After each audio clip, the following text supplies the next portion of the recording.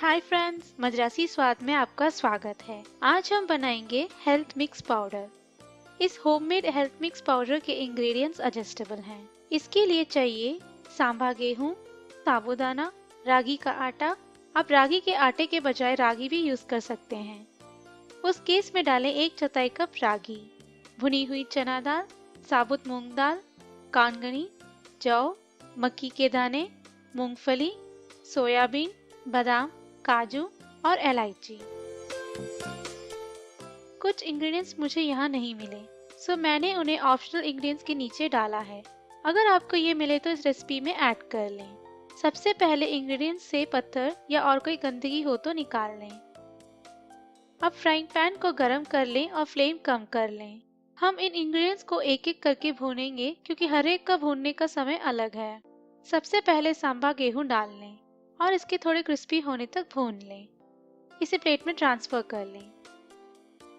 अब डालें साबूदाना और क्रिस्प होने तक भून लें। बाकी इंग्रेडिएंट्स की तुलना में साबूदाना को भूनने में ज्यादा समय लगता है, इसे लास्ट में भी भून सकते हैं।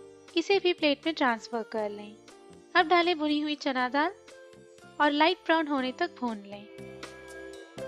इसमें डालें साबुत मूंग दाल और इसके अरोमेटिक और गोल्डन ब्राउन होने तक भून लें। अब कानगनी को गोल्डन ब्राउन होने तक भून लें। अब डालें जौ और लाइट ब्राउन होने तक भून लें।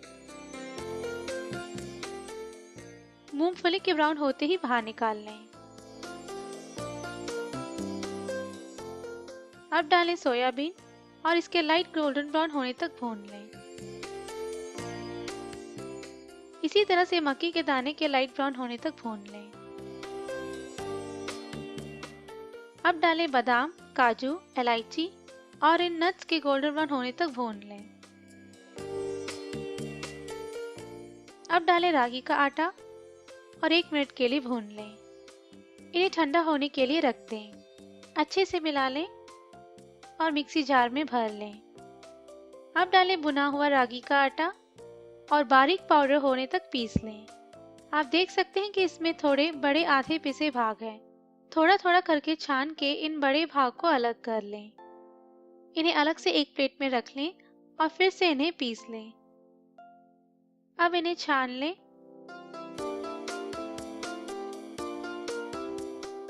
मिक्सी जार में डाल के फिर से बारीक पाउडर होने तक पीस लें। एक और बार छान लें। ये प्रोसेस थोड़ा कठिन दिखेगा, पर इससे जो स्मूथ टेक्सचर मिलता है, इससे इस पाउडर का टेस्ट और फ्लेवर और बढ़ जाता है। आप देख सकते हैं कि पहले की तुलना में अब कम आधा पिसा भाग है। आइए इसे फिर से पीस लेते हैं। इस बार मैंने इसे छोटे मिक्सी जार में पीस लिया है।